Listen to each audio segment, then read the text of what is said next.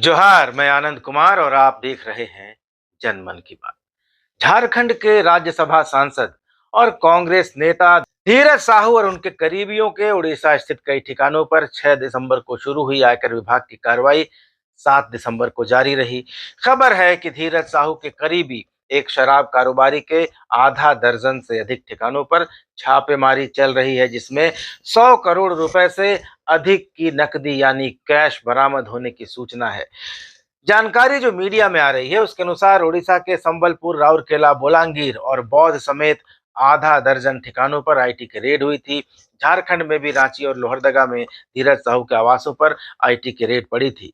संबलपुर के कुछ bank account को भी सीज कर लिया गया है। बताया जा रहा है कि धीरज साहू के करीबी शराब कारोबारी डब्लू साहू के ठिकानों पर पिछले बुधवार से रेड चल रही है। नोट गिनने की मशीन से रुपए की काउंटिंग जारी है। नोट इतने हैं कि मशीन खराब हो गई, ये खबर आई। इनकम टैक्स विभाग के सूत्रों से मिली जानकारी के मुताबिक अब तक 100 करोड़ रुपए से अधिक की बेहिसाब नकदी मिली है। बौद्ध स्थित बौद्ध डिस्टिलरीज प्राइवेट लिमिटेड में भी आईटी की टीम पहुंची है। अंदर से किसी को बाहर नहीं जाने दिया जा रहा है, न किसी को अंदर जाने दिया जा रहा है। बताया जा रहा है कि बौद्ध डिस्टिलरीज प्राइवेट लिमिटेड कंपनी धीरज साहू के भाई पूर्व सांसद शिव प्रसाद साहू के नाम पर रजिस्टर्ड है। कंपनी पर टैक्स चोरी का आरोप है, जिसकी वजह से आईटी की रेड हुई है। इनकम टैक्स के सूत्र बता रहे हैं कि 100 करोड़ रुपए से अधिक नकद बरामद हुए हैं। हालांकि कहीं 150 तो कहीं 300 करोड़ तक का आंकड़ा बताया जा रहा है। तो यह तो हुई आयकर छापे की बात। इसमें मिले पैसों की इतनी चर्चा हो रही है। कोई कुबेर बता रहा है धीरज साहू को, कोई कुछ और कह रहा है। लेकिन इस छापे के बहाने और इस पैसे के बहाने आज बात करेंगे साहू परिवार की। कौन है धीरज साहू, किस परिवार से आते हैं, क्या पृष्ठभूमि है, इस पर आज इस वीडियो में चर्चा करेंगे। लेकिन सबसे पहले चैनल को सब्सक्राइब कर लीजिए, वीडियोस को लाइक और शेयर कीजिए और कमेंट करके अपनी प्रतिक्रिया जरूर दीजिए। दोस्तों, सबसे पहले ये बात समझ लेनी चाहिए कि इनकम टैक्स को जो पैसा मिला है वह व्यापारिक प्रतिष्ठानों से मिला है। यह पैसा न धीरज साहू की निजी संपत्ति है, न उनकी प्राइवेट मनी है और न उन्होंने राजनीति के माध्यम से यह पैसा बनाया है। साहू परिवार खानदानी रईस माना जाता है और जिस समय अंबानी और अडानी का कोई नाम लेवा नहीं था इस देश में और रईसों के नाम पर हम सिर्फ टाटा और बिरला की बातें किया करते थे, तब से लोहरदगा का साहू परिवार अपनी रईसी के लिए प्रसिद्ध रहा है, अपनी दानवीरता के लिए जाना जाता रहा है।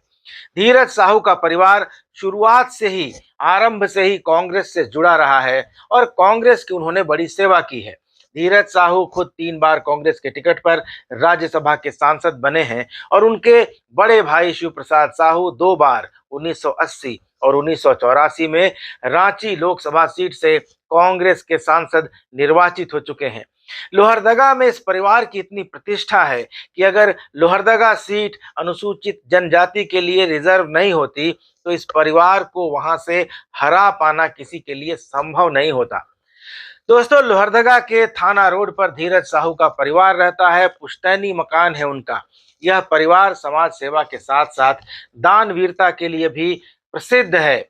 इस परिवार ने न केवल झारखंड बल्कि बिहार, ओडिशा और पश्चिम बंगाल के कई जिलों में शैक्षणिक संस्थानों, धर्मशालाओं, तालाबों, मंदिरों, अस्पतालों और अन्य सामाजिक संस्थानों का निर्माण कराया है।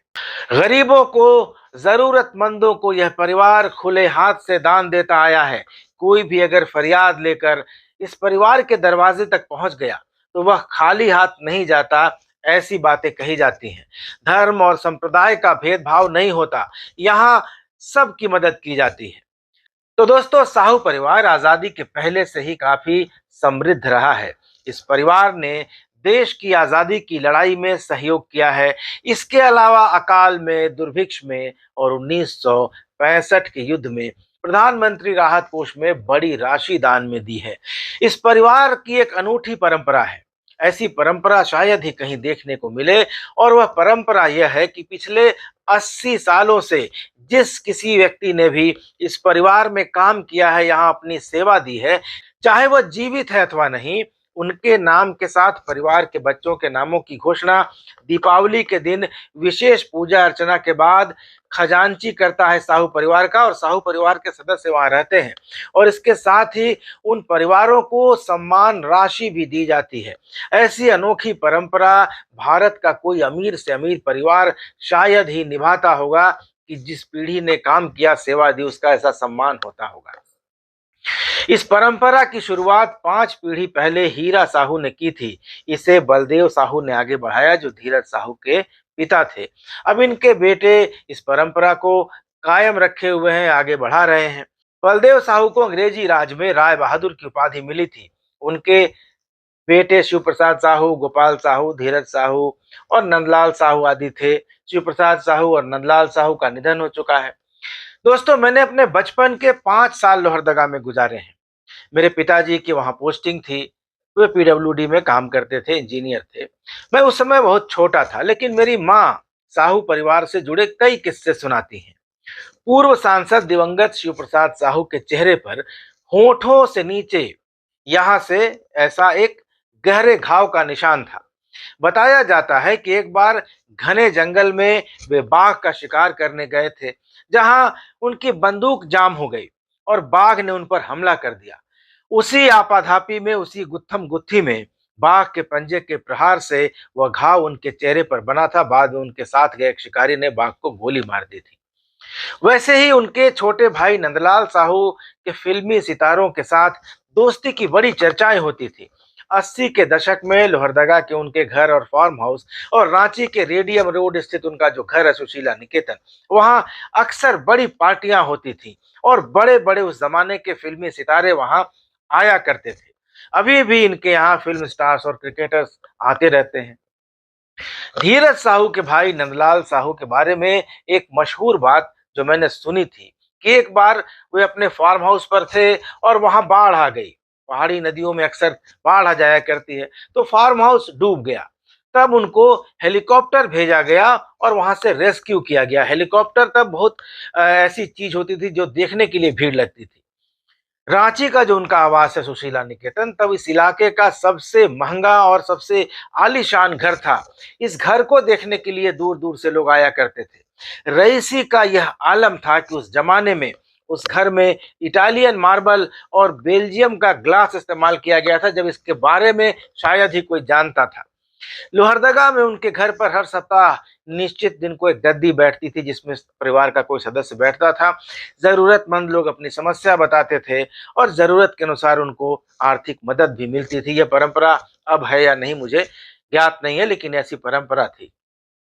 तो दोस्तों, साहू परिवार का उड़ीसा और झारखंड में देशी शराब का बहुत बड़ा कारोबार है। इनके परिवार की ज्यादातर शराब कंपनियां उड़ीसा में हैं। कई डिस्टिलरियां उनके पास हैं। इसके साथ ही दूसरे कई अन्य व्यवसाय भी हैं, लेकिन उनकी समृद्धि का मुख्य स्रोत शराब का कारोबार ही है।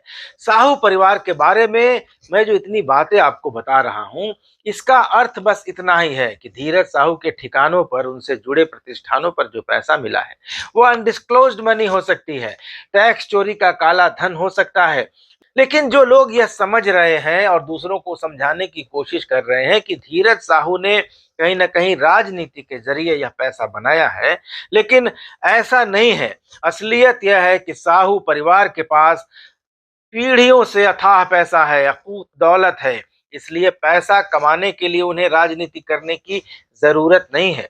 उस पैसे को बचाने के लिए, बढ़ाने के लिए और रसूख दबदबा बनाए रखने के लिए पहले शिव प्रसाद साहू राजनीति में आए। 2 बार लोकसभा का चुनाव जीता उन्होंने, रांची से सांसद बने।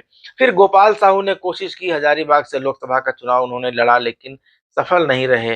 फिर धीरज साहू राजनीति में आए, 3 बार राज्यसभा के सदस्य रहे हैं, बने हैं, अभी भी हैं। तो राष्ट्रीय स्तर पर कांग्रेस में साहू परिवार की अच्छी पकड़ और पैठ है। झारखंड में कांग्रेस की राजनीति को भी यह परिवार प्रभावित करता रहा है। किसी जमाने में चुनाव प्रचार के दौरान देश की पूर्व प्रधानमंत्री इंदिरा गांधी भी इनके घर पर रुकती थी। धीरज साहू भी सोनिया गांधी और राहुल गांधी के काफी करीबी माने जाते हैं।